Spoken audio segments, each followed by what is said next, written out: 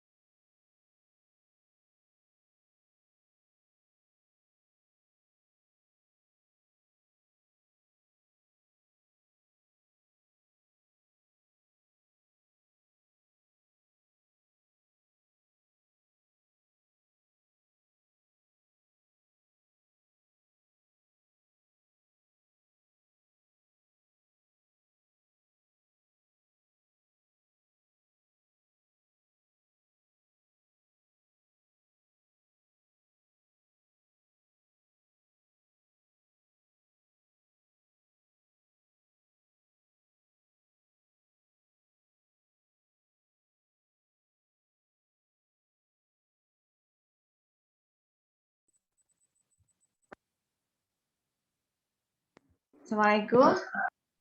Mohon maaf ya harus menunggu pas sekali ininya on kembalinya. Baik, kita lanjutkan kembali ya. Terima kasih sudah menunggu. Tadi saya sudah menceritakan kalau ekonomi kreatif itu adalah mainstream baru yang berbeda dengan ekonomi secara keseluruhan. Ya, bedanya apa? Yang pertama adalah kalau ekonomi biasa, ekonomi konvensional, ekonomi sebelumnya itu mengandalkan kepada 5M-nya itu adalah man, material, method, machine dan sebagainya ya. Kalau ekonomi kreatif itu lebih kepada menekankan kepada peran M atau man-nya dalam produksinya, dalam operasional produksinya, gitu ya. Nah, kalau dulu yang 5M dulu itu mengandalkan kepada sumber daya yang tidak terbarukan, pertama raw material dari yang tidak terbarukan, sulit untuk diperbaharui atau sulit untuk diperoleh dengan kualitas yang sama. Tapi kalau ekonomi kreatif itu adalah yang perlu kita tekankan sekarang ini, karena keunggulan dari ekonomi kreatif itu mengandalkan kepada sumber daya ekonomi yang terbarukan. Apa itu? Adalah kekayaan intelektual, ya, terutama kreativitas dan tingkat keinovasian, gitu ya. Itu perbedaan yang pertama, ya. Perbedaan yang kedua adalah pada praktik bisnis ekonomi kreatif itu sangat berbeda gitu ya dengan ekonomi secara umum, ya. Kenapa ya? Karena itu tadi, karena inputnya itu adalah juga akan berbeda, ya. Di sini adalah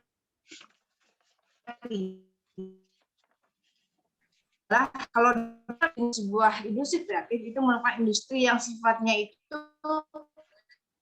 eksklusif. Apa? Karena kekayaan intelektual itu merupakan sumber daya yang tidak tergantikan. Nah, ekonomi kreatif itu identik dengan kekhasan, identik dengan jati diri, ya. Aspek kekhasan berbeda lain merupakan jika kita memperoleh produk dan kita menginginkan sebuah keunggulan kompetitif, ya. Yang paling penting adalah sulit untuk diimitasi. Kenapa? Karena bersumber dari sebuah pengembangan keneh nyesepnya. Asap tunuh keneh nih, ngantuk. Nih. Ya, gitu. Bisa begini. Kalau ekonomi yang konvensional lah sebutkan begitu ya, pemasarannya itu, prinsip dari pemasarannya itu adalah bagaimana dia memasarkan barang di wilayah yang luas. Artinya barang itu akan mudah terjangkau secara jarak oleh konsumennya, kemudian harganya harga yang rendah sehingga konsumen juga memiliki daya belinya lebih bagus, ya. Kemudian dikenal, terjangkau, murah dan mudah, gitu ya. Jadi pemasaran itu bagaimana mereka memasarkan produk itu secara luas, ya, dan kemudian mudah untuk diakses dan juga mudah untuk diperoleh. Tapi kalau ekonomi kreatif, kalau produk-produk kreatif itu biasanya adalah produk dengan pemasaran yang istilahnya eksklusif, ya, tersendiri. Ada beberapa barang atau produk kreatif itu pemasarannya terbatas, ya, seperti jogger gitu ya. Anda hanya dapatkan jogger asli di Jogjanya. Kenapa sih jogger nggak ke Bandung, kenapa nggak banyak diproduksi di Sumatera, di seluruh Nusantara misalnya, atau bahkan di luar negeri? Kenapa? Karena ada eksklusivitasnya sendiri. Karena Anda hanya mendapatkan yang asli di Bali saja. Anda mendapatkan perak misalnya asli dengan desain seperti ini, dengan kekhasan seperti ini di kota gede saja, gitu ya. Itu adalah pemasaran industri kreatif. Anda hanya mendapatkan misalnya perhiasan-perhiasan ini di Bandung saja, Anda nggak dapat di mana-mana. Itu sengaja. Itu adalah sebuah strategi bagaimana membuat suatu barang ini memiliki pencitraan yang lebih bagus. Ya, kan itu intinya adalah bagaimana sebuah pencitraan produk itu memiliki nilai yang lebih baik di benak konsumen. Begitu. Itu kekhasan dari industri kreatif. Kalau yang saya mungkin penjualannya yang banyak, ya industri kreatif juga seperti itu, ya. Tapi yang lebih penting itu bukan hanya penjualannya yang tinggi, tapi penjualannya tinggi itu dari pencitraan yang baik, ya. Oleh karena itu industri kreatif ini sangat bagus sekali dikembangkan di sebuah negara yang memiliki sumber daya manusia yang besar. Dalam tanda kutip besar itu artinya memiliki kreativitas yang tinggi, ya. Nah, itu ya, ini prolog perkuliahan saya seperti ini, ya. Nah, bagaimana? Jadi kalau industri kreatif itu lebih menonjolkan kepada pencitraan, kemudian lebih menonjolkan kepada kreasi-kreasi yang berbeda dari yang lain. Karena perbedaan itulah yang akan ditimbulkan, akan diperoleh dan untuk mendapatkan sebuah yang namanya keunggulan kompetitifnya, gitu ya. Nah, selain itu, ekonomi kreatif ini lama-kelamaan memiliki kontribusi yang besar, ya, bagi perekonomian, ya. Terutama industri kreatif ini banyak banyak pelaku industri kreatif itu kebanyakan adalah para kaum muda, ya. Industri kreatif itu berkisar pada usia 18 sampai dengan 35 tahun. Itu ada sedang-sedangnya orang kreatif, ya. saya bikin apa yang kira-kiranya itu apa namanya, kira-kira berbeda dari yang lain. Berbeda itu artinya karena dengan membawa perbedaan maka dia memiliki yang namanya keunggulan dalam bersaing, gitu ya. Nah kemudian industri kreatif ini menekankan kepada SDM. Bagaimana ini dan sekalian nih, juga kreator muda itulah yang merupakan cikal bakal atau senjata amunisi bagi pengembangan industri kreatif. Nah, selama 1 semester kita akan mempelajari tentang apa itu kreatif, bagaimana ciri-cirinya, ya namanya kota kreatif, ya kota kreatif itu yang bagaimana tidak semua kota itu sebagai kota kreatif, ya. Kenapa Palembang kreatif, Bandung kota kreatif, Ambon juga kota kreatif. Apa yang membuat dia menjadi kota kreatif? Itu punya kriteria tersendiri. Nanti kita di sini, ya. Nah, selama 1 semester kita akan mempelajari tentang itu. Nanti setelah sesi ini kita akan bahas mengenai secara lebih detail RPS dari mata kuliah ekonomi kreatif ini, ya. Kemudian saya juga akan hari ini juga akan kita membahas bagaimana perekonomian kreatif, ya. Juga kemarin saya webinar di UGM ada bagaimana sih peran ekonomi kreatif dalam membangkitkan perekonomian pada kondisi pandemi, ya, terutama di bidang pariwisata, ya. Adanya pandemi ini sampai sekarang sektor pariwisata yang paling pertama terpuruk karena adanya pandemi. Nah, bagaimana peran ekonomi kreatif ini dalam menyokong pariwisata di Indonesia untuk kembali maju, ya, setelah ketika ada pandemi sekarang ini, ya. Baik, sekarang saya mau share screen dulu ya tentang RPS. Oh ya, Anda sudah sudah masuk di Spada belum? Halo? Sudah Bu, tapi nggak paham. Nggak paham. Tapi di Spot ada loh ya kayak ini ya. Coba cek dulu deh. Ada Bu. Saya juga ini di mana ya saya mau ngupload materinya gitu. Lebih familiar pakai Spot ya? Iya Bu.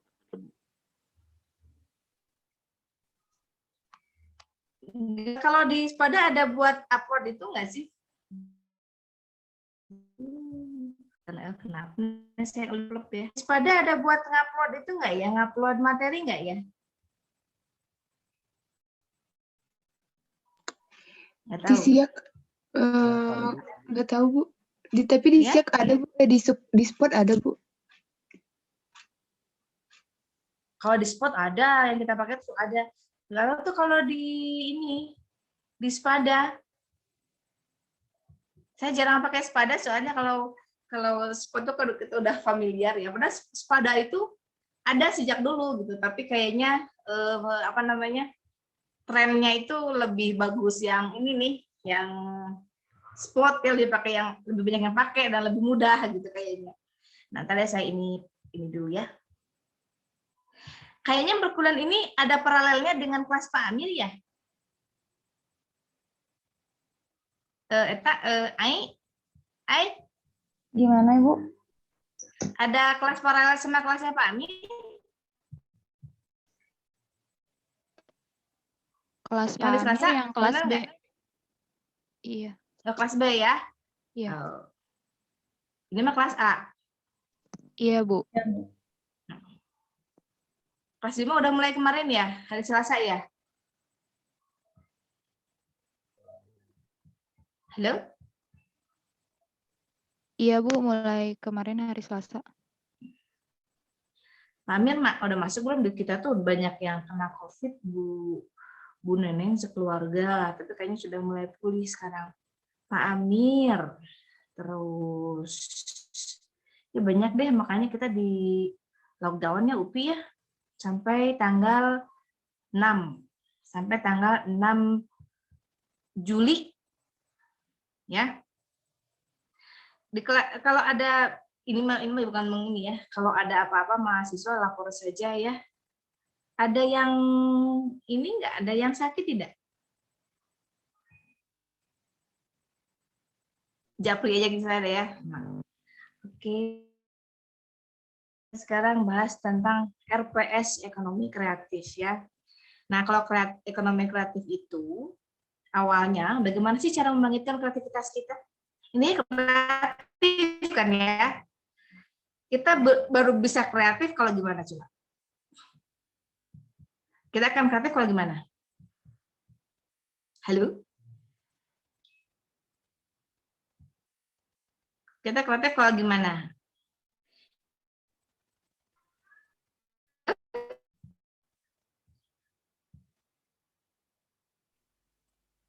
Berinovasi, Bu, sesuai kreativitas masing-masing, Bu. Ya, berinovasi. By the way, dengeran nggak ya? Suaranya agak putus-putus, Bu, kalau di Eli ya. Suara Ibu. Oh, gitu Sama, ya. Bu. Kadang Oh, ya, lancar, jadi- kadang putus-putus. Oh. Apalagi tadi mati ya. Nggak tahu nih air ini saya mungkin karena berkabut ya. Berkabut saya kan tinggal di gunung, jadi nggak ini kurang bagus, suka kurang bagus. Tapi kalau nggak kedengeran banget bilang aja ya, nanti saya diperlambat menerangkannya ya. Iya, Bu. Oke, saya dulu RPS ekonomi kreatif akan kita pelajari selama 1 semester ini ya. Nah, oke, kita ada berapa sih ya? 12 ya? 12 pertemuan ya. Nah, itu agak karena kita kan biasanya kalau seminggu 2 kali berarti kalau 16 itu kan 8 minggu. 8 minggu itu berarti 2 bulan sampai bulan Juli bulan apa? Bulan Agustus ya? Halo? Iya, Bu. Iya, Bu, Betul, Agustus. Bu Agustus. 2 bulan atau 1,5 bulan?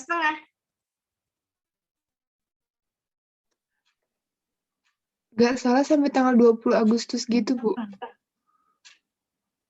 Oh, berarti kurang dari 2 bulan ya?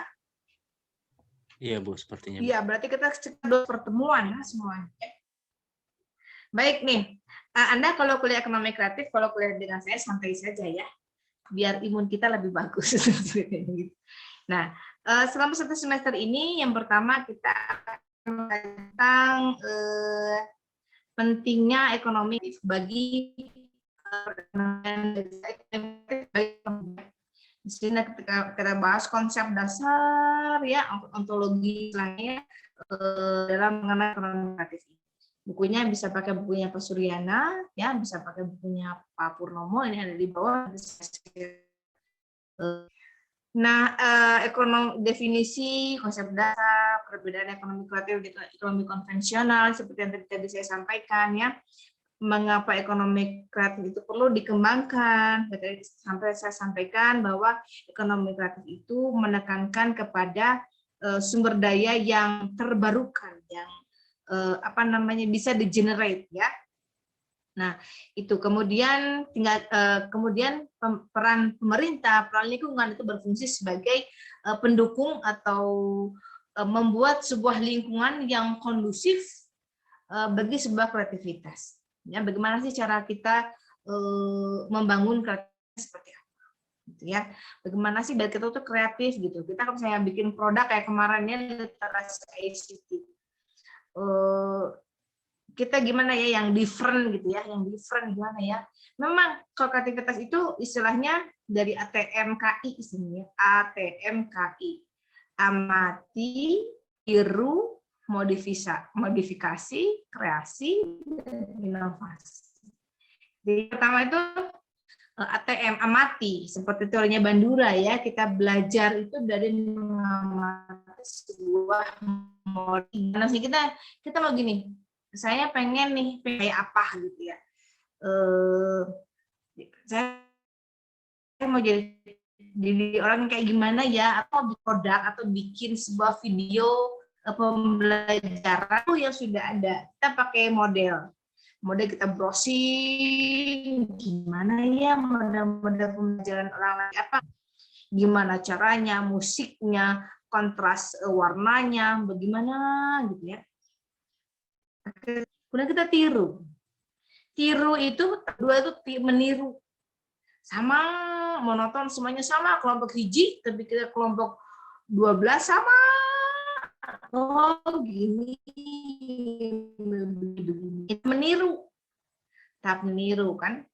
Misalnya produk-produk yang lain mungkin tahu ada suatu negara yang dalam meniru. Ya.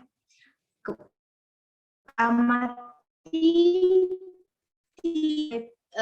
lebih tinggi lagi ranah kognitif adalah dengan memodifikasi. Ya, ada modifikasi produknya itu. Kalau yang dulu mah begini nih, kalau yang sama itu. Kalau niru kan paling gampang ya. Istilahnya kalau anak kecil belajar itu niru tuh nyalin tulisan. Ya, nyalin tulisan. Kemudian modifikasi. Gitu ya. Ada modif gitu. Jadi sesuatu yang ciri khas Anda. Modifikasi masih ada tuh aspek-aspek kondisi dari barang aslinya. Study modis, nah ini lebih tinggi lagi, high order thinking lagi adalah mengkreasi. Ya, mengkreasi itu mengcreate. Mengkreasi, oh langsung itu lonjakannya lebih besar.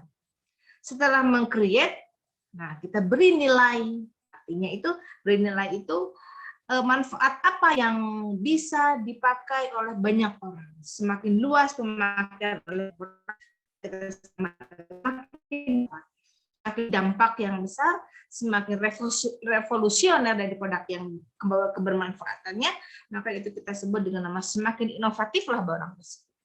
Jadi proses menginovasikan itu pertamanya itu bisa dari MKI tadi. Amati dulu, tinggalkan heula gitu ya. Amati, lihat, tonton ya. Nah, amati gitu. Kemudian tiru. Ya, tiru. Tiru disalin. Bikin duplikasi ya, misalnya atau skripsi. Saya meniru dari yang lain. Jadi caranya ya. Nah, proses berpikir yang lebih tinggi dari meniru adalah memodifikasi. Artinya kita sudah memakai pendapat kita, memakai hasil kita, produk itu. Tapi aslinya masih tampak, itu memodifikasi. Setelah itu, kita bahkan membuat atau meng-create sebuah produk yang baru. Gitu ya. Nah, kemudian kita bikin menjadi inovasi. Setelah berinovasi, inovasi itu kita memberikan barang, memberikan nilai manfaatannya, ya, dan dampak positifnya terhadap barang tersebut. Semakin memiliki aksiologi yang lebih bagus, memiliki kebermanfaatan yang lebih bagus, maka semakin inovatif. Semakin revolusioner, maka semakin inovatiflah produk tersebut, ya, atau sebuah sistem tersebut. Oke, ada yang raise hand. Kenapa, Haidul? Halo? Ya. Gitu ya. Nah, kemudian pertemuan selanjutnya itu kita akan membahas mengenai gelombang ekonomi kreatif ya, dan sejarah perkembangan ekonomi kreatif. Dari mana sih ekonomi itu muncul? Ekonomi kreatif itu seperti juga sebuah kreativitas muncul ada sebuah permasalahan. Biasanya sebuah keterbatasan, maka seseorang itu menjadi lebih kreatif. Ya, tapi bisa saja ya, tidak hanya keterbatasan, keterlebihan pun ya bisa menjadi sebuah kreativitas. Ya, yang misalnya kalau keterbatasan, saya keterbatasan waktu, bagaimana saya ini mengajar saya banyak. Kemudian saya banyak, ada akreditasi, ada 3 macam, saya cuma 24 jam, gitu ya. Bagaimana pemanfaatan waktu itu menjadi lebih efisien. Itu adalah sebuah, ya, itu adalah sebuah kreativitas. Dan kreativitas yang berawal dari sebuah keterbatasan itu akan membawakan aksi bermanfaatan artinya, ya, yang lebih bagus lagi. gitu. Nah, selanjutnya adalah pertemuan keempat adalah membahas mengenai kreativitas, ya, pengertian dan konsep kreativitas dan konteks berpikir kreatif, kemudian pola pikir kreatif, kemudian apa kreatif dan siklus kreativitas, kemudian sejarah perkembangan ekonomi kreatif di Indonesia. Next-nya adalah tentang inovasi, ya. Nah, apa itu inovasi? Apa itu inovasi? Kemudian bagaimana makna inovasi? Bagaimana tahapan dan proses inovasi dan jenis-jenis inovasi seperti apa? Ada inovasi yang sifatnya itu, ada juga yang sifatnya itu radikal. Tergantung kepada bagaimana dampak dari itu. Jika inovasi itu maka kita sebut sebagai inovasi yang incremental. Kalau dampaknya itu banyak sekali, maka kita sebut sebagai inovasi yang radikal, ya, radik, ya, mengakar. Kemudian sumber daya kreatif, ya, otomatis yang namanya sumber daya kreatif itu adalah kekayaan intelektual. Kekayaan intelektual itu ada dalam manusia, ya. Ini sumber daya manusia kreatif dan inovatif. Kita akan bahas juga mengenai daya kreativitas dan hasil berpikir kreatif. Sumber daya kreatif, ya, kemudian daya kreativitas dan hasil berpikir kreatif. Gitu, ya. Selanjutnya kita juga akan mempelajari tentang pemilihan kota, ya. Kapan sebuah kota itu disebut sebagai kota kreatif, ya.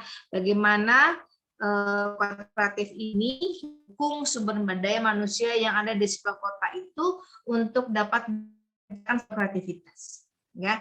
Nah, kemudian UNESCO mengenai Creative City Network, ya, di mana antara satu kota kreatif dengan kota kreatif yang lainnya itu bisa terkoneksi untuk sebuah kreativitas memiliki aksi, ya. Kemudian selanjutnya kita akan bahas mengenai inisiasi pengembangan kota kreatif dalam skala kota kreatif di dunia, dan ada kota kreatif pada sebuah negara.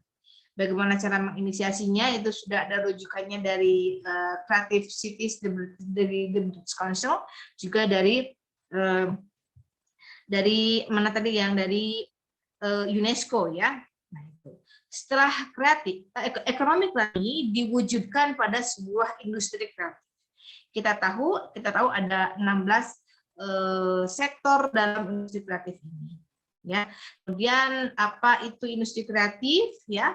Kemudian karakteristik dari industri kreatif itu apa, kemudian klasifikasinya apa saja, kemudian bagaimana SWOT dari industri kreatif itu. Dari semuanya, mana yang paling memiliki SWOT yang lebih bagus. Nah, dari situ maka itu mencerminkan sebuah peluang-peluang untuk mewujudkan atau untuk mengembangkan sebuah industri kreatif. Ya, industri kreatif itu merupakan cikal bakal sebuah kota menjadi sebuah jika industri kreatifnya itu berkembang, begitu. Jadi industri kreatif ini adalah perwujudan ekonomi kreatif. Ekonomi kreatif berbeda atau ya. Nah, kemudian di sini ada dihubungkan antara industri kreatif dan juga ekonomi kreatif. Kemudian aktor-aktor penggerak ekonomi kreatif, ya. Itu siapa saja, kemudian perannya seperti apa, ya. Kemudian bagaimana iklim kreativitas bagi para pelaku ekonomi kreatif itu, bagaimana infrastruktur itu dibuat, bagaimana sebuah kota itu membuat sebuah perencanaan kota yang mendukung bagi pengembangan kreativitas sumber daya manusia di dalamnya. Itu akan kita bahas di dalam pertemuan ini, kaitan antara kreativitas dalam kinerja bisnis, ya. Karena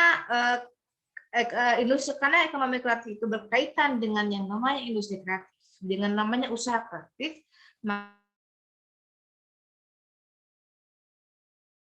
juga harus diukur kinerjanya, ya. Kinerja ekonomi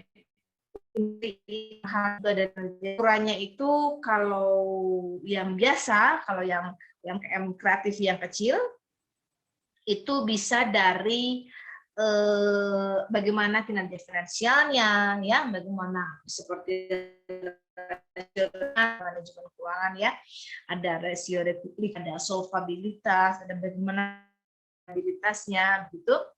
Kemudian yang non finansial itu membahas tentang bagaimana kepuasan konsumennya, bagaimana kepuasan para stakeholder-nya, supplier, government, masyarakat sekitar dari keberadaan sebuah bisnis. Gitu ya. Nah, kemudian ada juga kita bahas tentang bagaimana potensi dan pangsa pasar industri kreatif. Ya, industri kreatif merupakan industri yang memiliki kontribusi yang besar ya dalam perekonomian Indonesia, terutama akhir-akhir ini, sehingga ada sebuah kementerian, ya, Kementerian Pariwisata dan Industri Kreatif dan Ekonomi Kreatif, Sandiaga Uno, ya. Nah, itu dibahas mengenai bagaimana potensi-potensi dan peluang-peluang pangsa pasar industri kreatif. Ya, industri kreatif ini berhubungan juga dengan kewirausahaan, ya, berhubungan juga dengan manajemen, berhubungan juga dengan ekonomi, ya. Ini merupakan sebuah multidisiplin ilmu yang bisa dikembangkan dengan cara menggabungkan atau mensinergikan dari berbagai macam ilmu. Gitu ya. Nah, kemudian selanjutnya kemudian modal dasar dan pilar ekonomi kreatif. Ya, apa saja yang masuk ke dalam pilar ekonomi kreatif atau ekonomi kreatif itu dibangun oleh pilar-pilar tersebut. Pilar-pilar apakah itu nanti dibahas pada pertemuan. Baik, dari sini silakan ada pertanyaan atau tidak.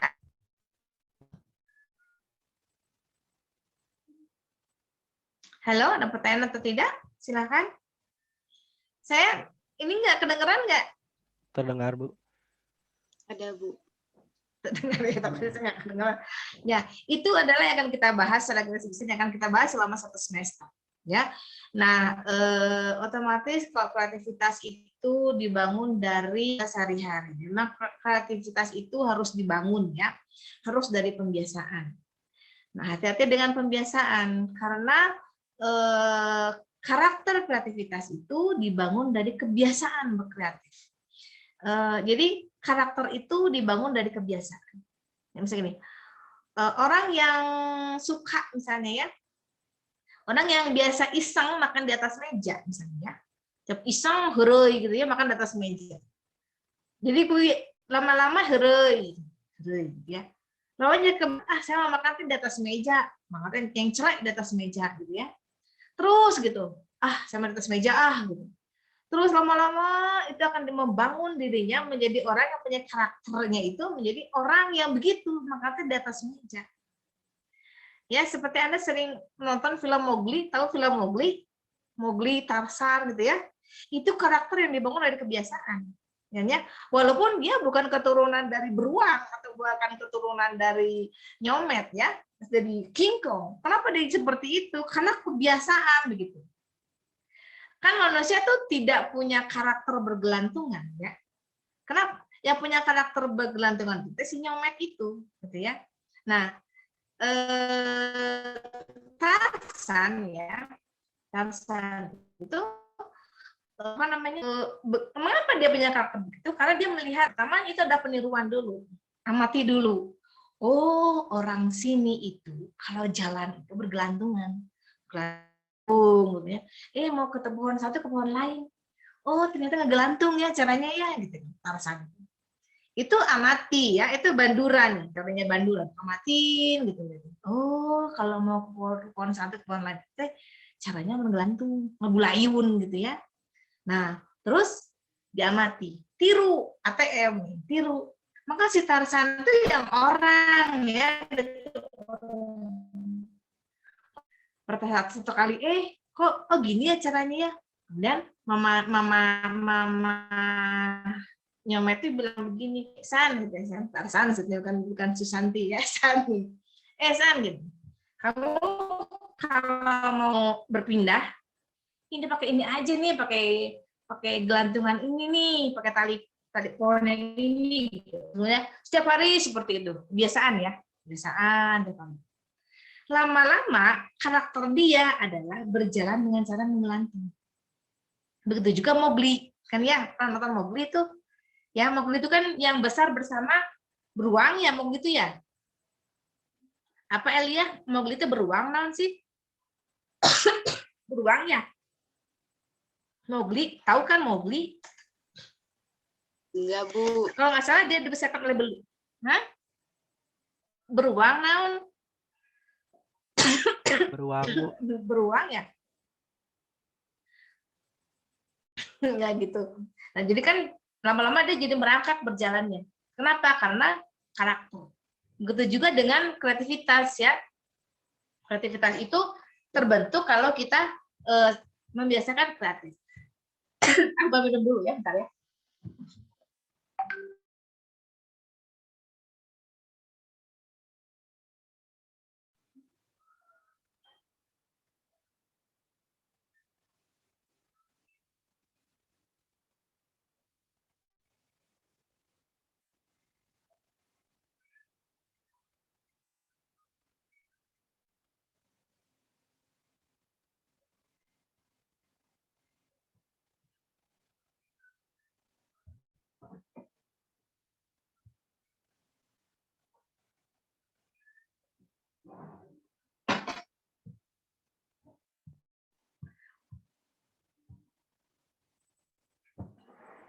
Nah, begitu ya. Jadi hati-hati dengan kebiasaan ya. Kebiasaan pertama itu dari sendiri, coba-coba. Jadilah kebiasaan. Kebiasaan terus berlangsung, jadilah sebuah karakter. Ya, hati-hati dengan itu. Jadi pembentukan karakter, karena ada pembelajaran karakter ya, itu adalah sesuatu yang diawali dengan pembiasaan. Gitu ya. Maka ada sekolah tuh gitu membuat pembiasaan kan kalau sekolah itu. Nah, pembiasaan itu baru mewujudkan sebuah karakter. Kemudian ekonomi kreatif itu ingat saja sekarang kan era digital ya. Nah, bagaimana era digital dengan ekonomi kreatif? Otomatis era digital itu akan mendukung ekonomi kreatif.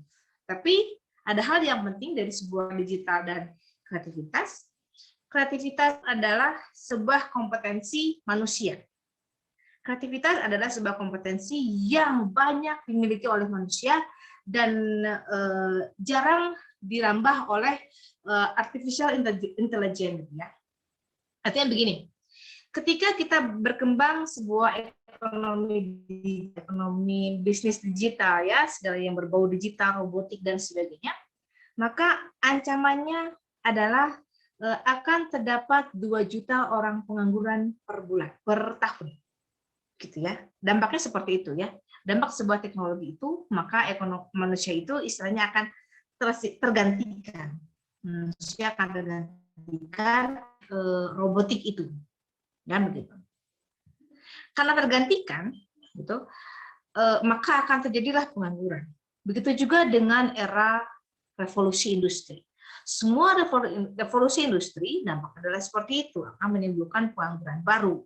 Apalagi dengan semuanya, ketika kita mengagungkan segala macam yang berbau digital, maka peran manusia itu akan tersingkirkan, akan tergantikan. Kecuali apa? Kecuali kompetensi-kompetensi yang hanya dimiliki oleh yang pure dimiliki manusia. Misalnya ada kreativitas, toleransi, menghargai, empati. Nah, itulah yang tidak dimiliki oleh artificial intelligence.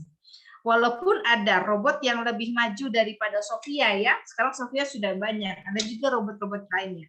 Nah, kalau misalnya sistemnya itu ada yang terlewat karena sangat sulit untuk diukur, maka robot itu tidak bisa mendeteksi.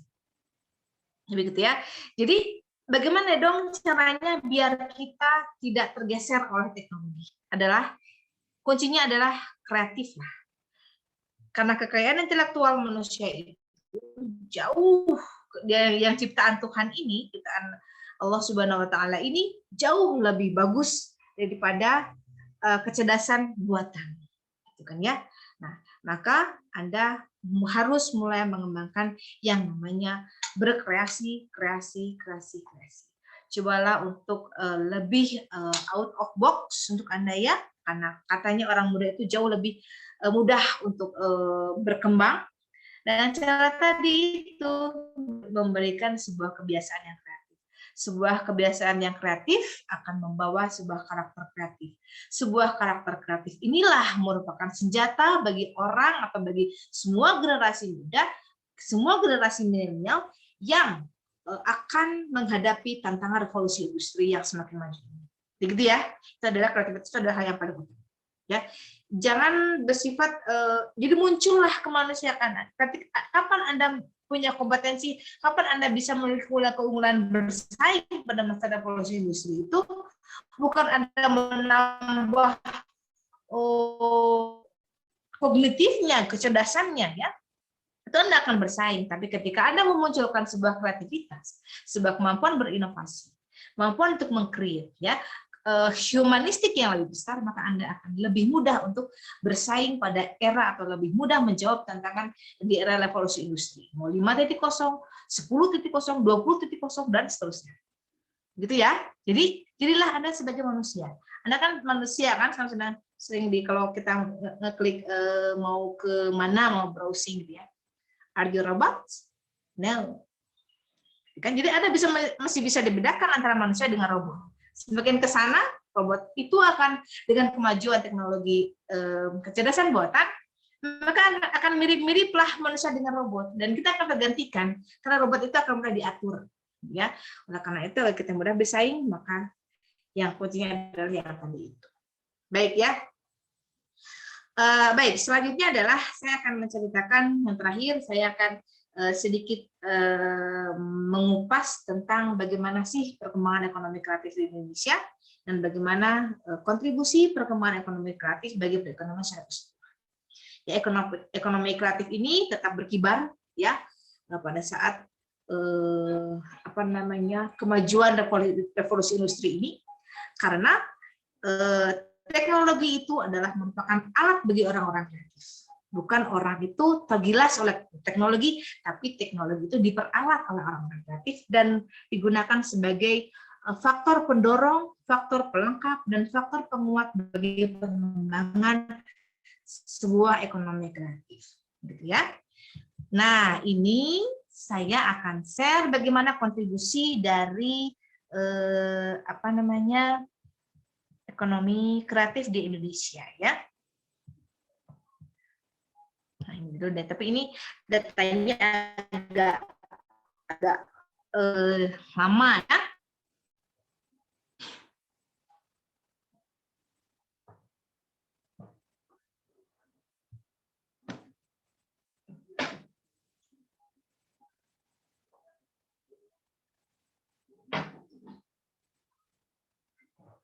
Sudah kelihatan?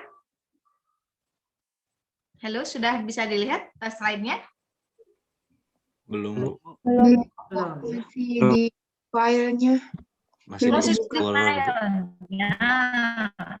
Ya, stop saya dulu deh.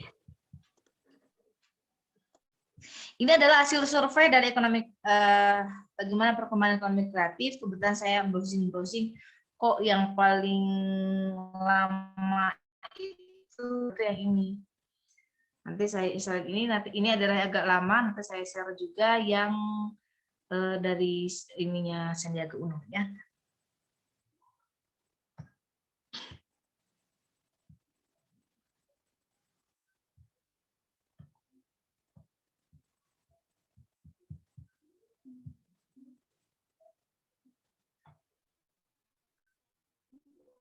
Bisa klik. Belum ya? Udah ada, Bu. Ada, Bu. Sudah ada. Data statistik dan hasil survei ekonomi kreatif ini data dari dari Bekraf dan juga BPS ya. Ini kalau ada yang terbaru mahasiswa silahkan dipelajari saja ya. Nah ini, bagaimana itu terhadap pendapatan domestik bruto. Ya. Nah, di sini PDB tercipta pada tahun 2015 adalah sebesar 852 atau itu pertumbuhannya adalah 4,38% ya. Nah, ini pertumbuhannya adalah 4,38%. Nah, kemudian bagaimana kontribusinya menurut subsektornya? Kita tahu ada beberapa subsektor dalam industri kreatif di Indonesia. Nih, ekonomi di Indonesia didominasi oleh 3 sektor dan sekarang juga masih berlangsung ya. Ada kuliner, makanan, ya, fashion, kriya, televisi, radio dan penerbitan, arsitektur, aplikasi game developer dan juga periklanan. Ya, di Indonesia masih didominasi oleh industri-industri yang berorientasi kepada sandang pangan dan papan, ya, kuliner, fashion dan kriya. Karena memang kalau sandang pangan dan papan itu mungkin tidak begitu banyak membutuhkan infrastruktur yang mahal.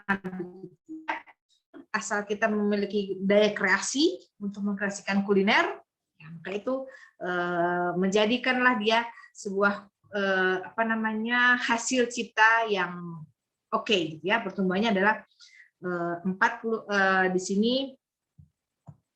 Ini pertumbuhan atau apa ya? Ini ya pertumbuhan, betul pertumbuhan ya. Kontribusinya adalah kontribusi terhadap PDB ekonomi kreatif itu adalah 41,69, kemudian dari fashion 18,15 dan dari kriya adalah 15,7. Ya. Nah, kemudian bagaimana pertumbuhannya? Kalau dilihat dari pertumbuhannya adalah dari sektor DKV, ya, desain, komunikasi visual, musik, animasi video dan arsitektur itu berkembang dengan pesat.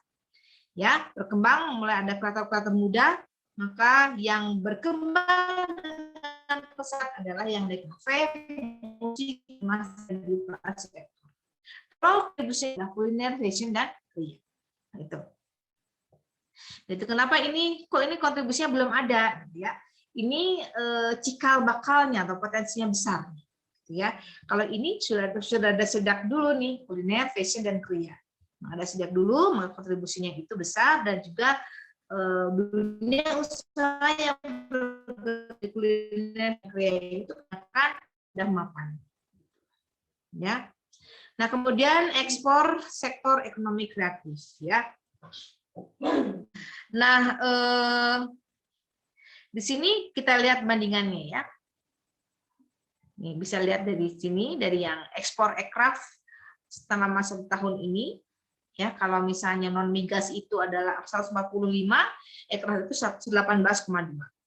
Ya, kemudian 2015 non migas itu 131, aircraft itu 19,4. Gitu. Porsinya seperti itu. Nah, sekarang mana yang paling banyak ekspornya, gitu. Yang paling banyak ekspornya adalah fashion. Ya, jadi kita kalau kuliner itu kontribusinya besar, tapi ekspornya itu nggak begitu banyak. Itu mungkin karena keterbatasan kita dan bagaimana cara pengemasan, bagaimana cara, karena kalau makanan, ekspor makanan itu banyak sekali ya ininya persyaratannya. Persyaratan kelayakan, apakah makanan itu layak aman, ya, atau juga layak produk dari atributnya, apakah dia itu sudah layak ekspor atau belum, itu persyaratannya banyak.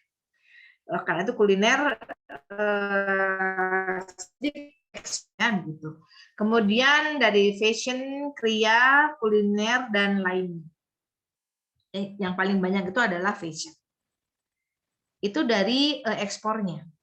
Kemudian dari manakah ekspor aircraft itu berasal? Nih, Jawa Barat nih, lumayan nih.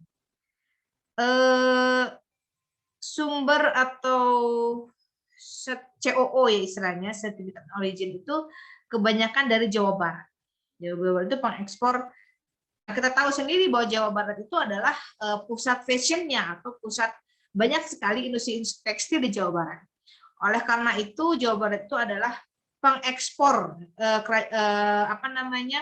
produk-produk ekonomi kreatif di Indonesia paling besar. Yang kedua adalah Jawa Timur, Banten, Jawa Tengah, Jakarta dan Kepri. Ya, itu adalah ekspornya. Nah, itu kalau asalnya dari Jawa Barat, kemana tujuan ekspornya? Yang paling besar adalah ke Amerika, yang kedua ke Jepang, ke Taiwan, Swiss dan seterusnya. Ya, begitu. Jadi kebanyakan bahan-bahan atau produk-produk ekspor ekonomi kreatif itu diekspor ke Amerika dan juga ke Jepang, itu paling banyak. Nah, kemudian tren tenaga kerja ekonomi kreatif, ya, bagi Anda-Anda semua yang mau bergerak di ekonomi kreatif sambil kuliah Anda mengasah kreativitas ya, kan Anda banyak browsing-browsing yang bermanfaat, yang meningkatkan kreativitas ya. Nih, kalau penyerapan tenaga kerjanya ya, di sini kalau secara nasional itu adalah 2.500.000, saya 2.500.000 ya, ekonomi kreatif itu ada 500-nya.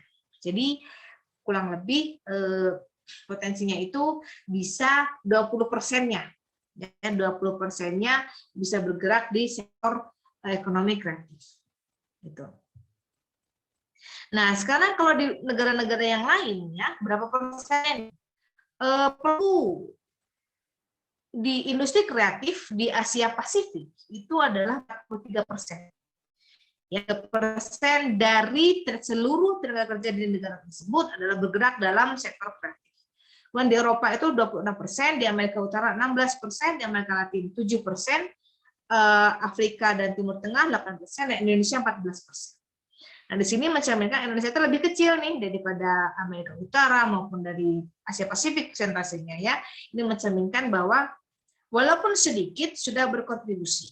Oleh karena itu dikatakan bahwa industri kreatif itu memiliki peluang yang lebih bagus. Ya.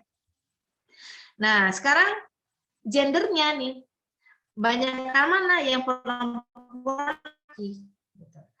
Ternyata nggak jauh-jauh amat ya. Setengahnya dari 62% itu laki-laki, 63% itu laki-laki, dan 37% itu pelaku industri kreatif itu adalah perempuan. Nah, kalau dilihat dari umurnya, ya kebanyakan berusia 25 sampai 59. Jadi yang mampu berpikir-pikir, mau berkreasi, mau berinovasi itu adalah usia-usia yang produktif. 25 nih habis kuliah ya, habis selesai S1 itu. Itu kebanyakan pelakunya dari S1, kemudian mereka sampai usia 59 tahun itu menjadi pelaku industri kreatif, ya. Usianya paling besar adalah 75,5%, itu berusia 25 sampai dengan 59 tahun. Ya, jadi beres S1 udah gitu ya, langsung terjun di dunia industri kreatif. Ya. Nah, ya ada kurang. Nah, sekarang status pendidikannya ya. Nah, status pendidikannya. Kalau tenaga kerja di umumnya,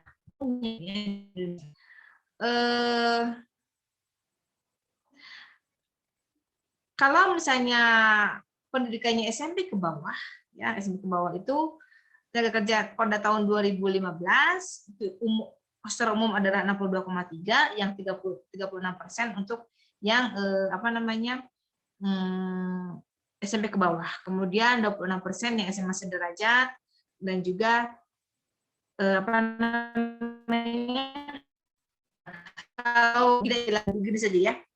Jadi pelaku industri kreatif itu kalau dibandingkan dengan tenaga kerja secara keseluruhan, pelaku industri kreatif itu banyak yang SMA sederajat di atas kebanyakannya, ya begitu. Pelaku industri kreatif itu seperti itu, ya. Ini berapa tahun yang lalu ya datanya, begitu. Nah kemudian status industrinya adalah nih status industrinya ya, ini gendernya sudah.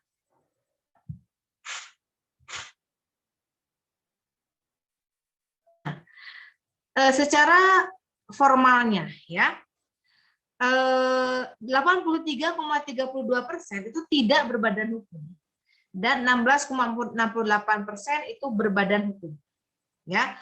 Nah itu jadi sekarang ekonomi industri kreatif itu banyak yang tidak berbadan hukum ya,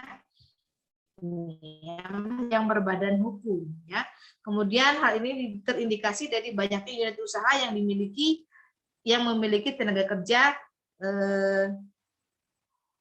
hal ini terindikasi dari banyaknya unit usaha yang memiliki tenaga kerja di bawah orang. Nah, saya kurang tahu nomor 2 misalnya seperti apa. Ya, ini jumlah tenaga kerja yang dimilikinya kita lihat nih ada 48,94%.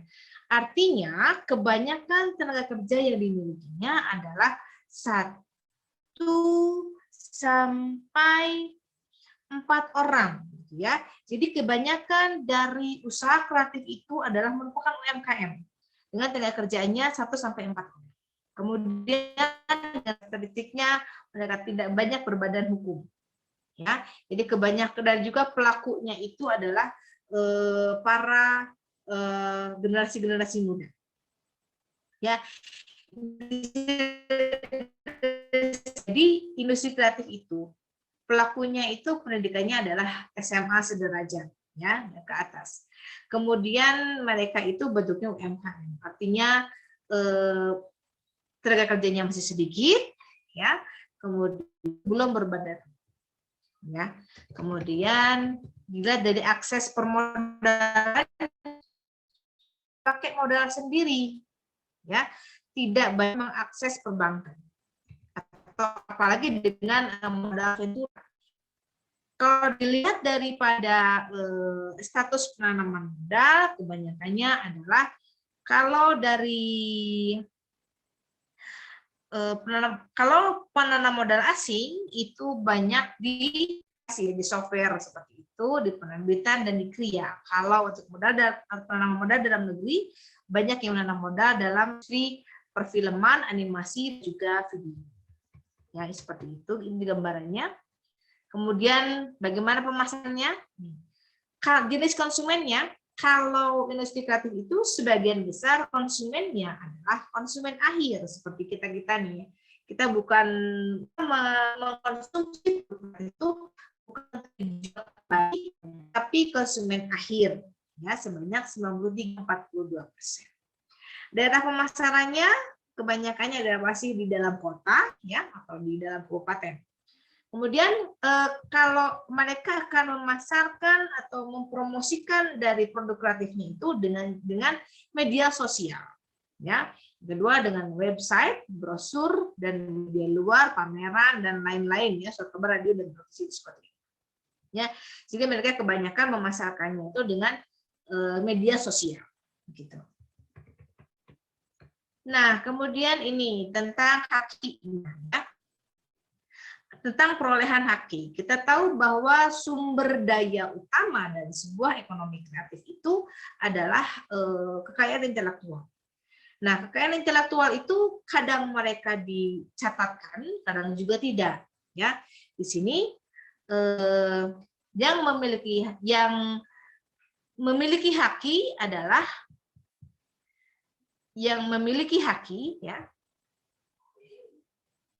ada 12,05% dan yang tidak memiliki haki adalah 88 dan 95%. Ini sangat mengkhawatirkan sekali, ya. Kita sudah berkreasi dan lain sebagainya ternyata tidak dipatenkan, begitu ya. Itu sangat mudah untuk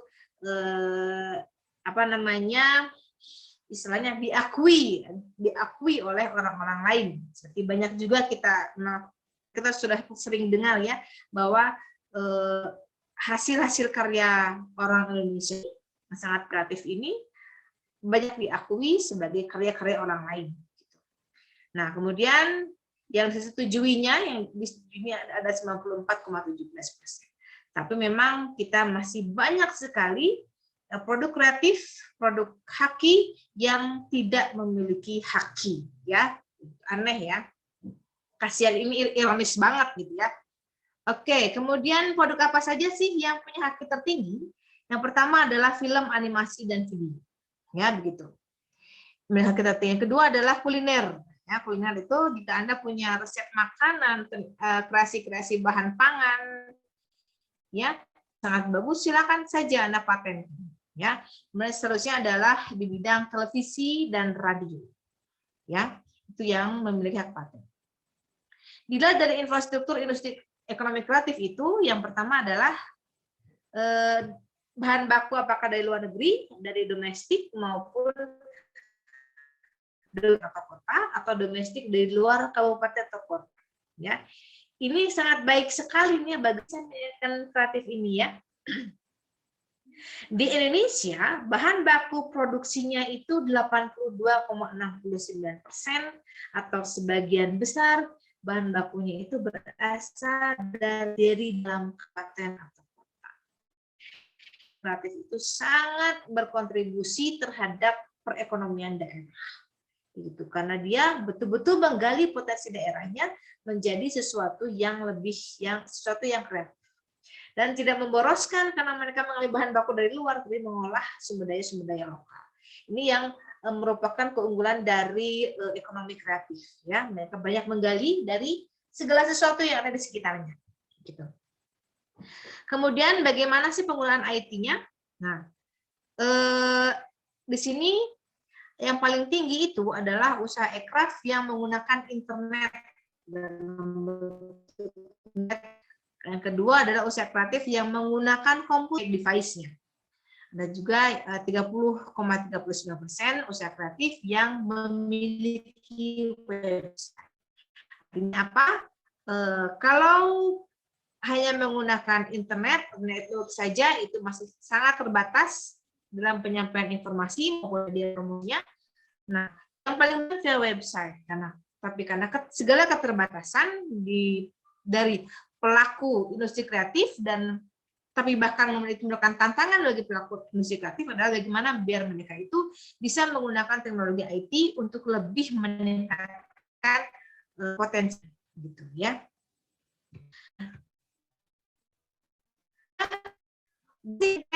Bagi industri kreatif itu. Yang pertama adalah yang paling besar itu buat email gitu. Pelaku-pelaku ekonomi kreatif itu menggunakan internet itu sebagai sarana sebagai email. Dua adalah untuk mencari informasi. Yang keempat adalah 64,62% untuk melayani pelanggan. Ya. Nah, terus idealnya gimana dong internet itu buat apa saja? Internet itu digunakan sebagai sarana pendukung dalam proses bisnis internal, ya, dalam berproduksi, dalam marketing, dalam produksi, dalam mengelola keuangan, mengelola sumber daya manusia seperti itu. Kemudian sebagai untuk mengolah data-data eksternal. Bagaimana mereka mengetahui pasar, bagaimana mereka melayani konsumen, bagaimana mereka memperoleh supplier, bagaimana mereka itu berhubungan dengan regulasi pemerintah dan sebagainya. Itu penggunaan internet pada ekonomi kreatif. Memang ini masih terbatas, kenapa? Karena kita kebanyakan dari pelaku industri kreatif itu adalah pelaku UMKM dengan sedikit sekali karyawannya, dengan skala yang masih kecil, ya, usaha mikro, kecil dan menengah, gitu, seperti itu. Kemudian bagaimana riset, edukasi, dan pengembangan industri ekonomi kreatif yang sudah melakukan inovasi itu artinya sudah terjual, sudah memiliki kebermanfaatan, sudah memiliki dampak.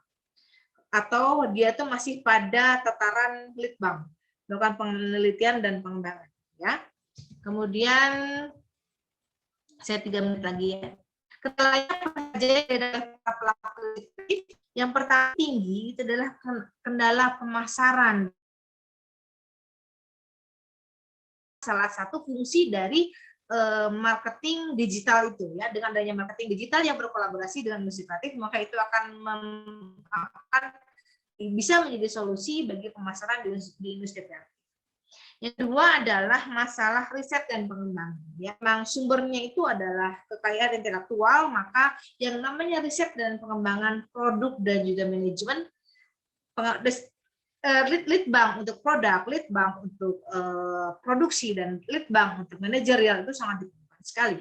Nah, inilah yang menyebabkan industri kreatif itu berjalan, tidak dapat berlari. Kenapa? Karena litbangnya itu sulit. Ya, dan edukasi itu berhubungan, ya, ketika kita edukasinya itu lambat, maka proses riset dan pengembangannya pun akan kurang. Kemudian infrastruktur fisik. Nah, ini menyebabkan kenapa sih kalau ada beberapa sektor yang kurang berkembang, ya karena dukungan dari infrastruktur secara fisiknya. Ya. Kemudian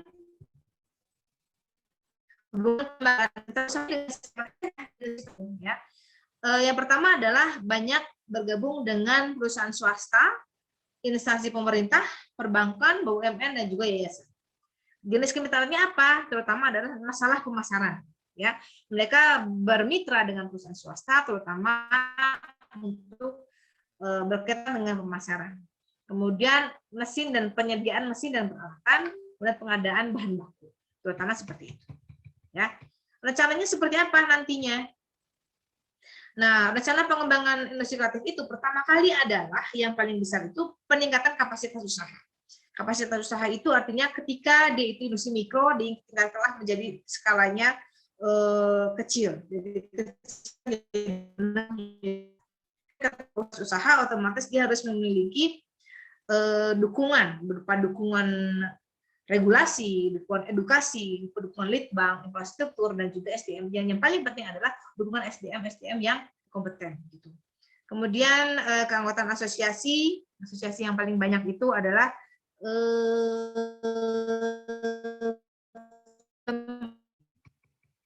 nah, itulah sekelumit tentang bagaimana profil industri kreatif di Indonesia. Anda sudah mungkin bisa tahu gambarannya, terbayang gambarannya, seperti apakah profil dari industri kreatif di Indonesia. Masih kecil, tapi memiliki peluang yang besar, masih kecil, tapi sudah memiliki kontribusi yang besar. Ya, baik, ada pertanyaan, silahkan. Mau kasih pertanyaan nggak nih? Ya, itu profilnya seperti itu. Apakah Anda tertarik untuk terjun di ekonomi kreatif? Kayaknya di kita tahun berapa ya? Dulu sih wacananya mau 2022, mau ada prodi ekonomi kreatif. Dari prodi saya itu, dari prodi kita itu Pak Ika, saya, dan Pak Amir, dan juga dari prodi manajemen dan Adik Profi. Itu yang merancang kurikulum ekonomi kreatifnya. Ya. Ada pertanyaan? Habis ini ada ini lagi, ada kuliah lagi nggak? Habis ini ada kuliah lagi? Jam 1. Nanti Kuliah Bu apa? jam 1. Jam 1. Kuliah apa? Pasmod gitu. Ada Bu, habis Oh, ini. Nah, Pak Ika tepaan ya. Baik, ya jadi begitu profil-profil dari kreatif kita dan ekonomi kreatif kita seperti itu, yang memiliki kontribusi yang besar, terutama anda-anda yang muda-muda, yang kreatif, yang berkarya, begitu ya. Baik, kalau tidak ada pertanyaan, terima kasih. Ada presensinya. Baik, silakan presentasinya, silakan diisi. Terima kasih buat Aisinta yang sudah memberikan link untuk presensinya hari ini. Ada pertanyaan? Kalau nggak ada pertanyaan, kita foto saja ya. Itu ya profilnya seperti itu Industri Kreatif Indonesia. Ya, minggu depan saya masih presentasi minggu depan ya. Semoga saja bermanfaat untuk membuka wawasan Anda tentang industri kreatif dan ekonomi kreatif di Indonesia. Ya, baik, mangga Aisinta dipandu sesi foto bersamanya.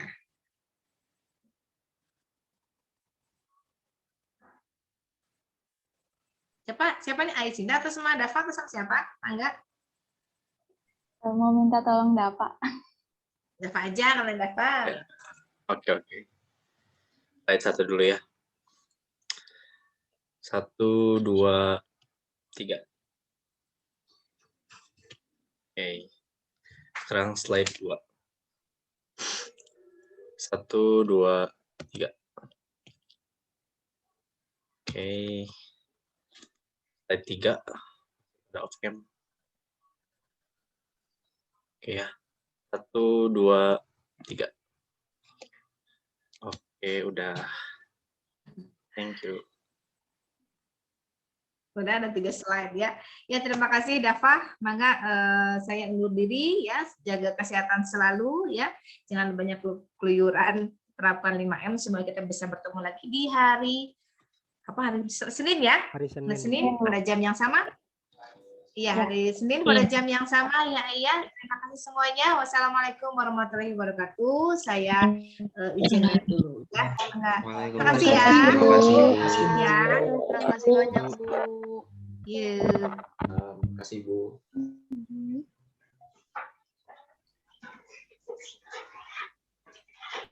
selanjutnya.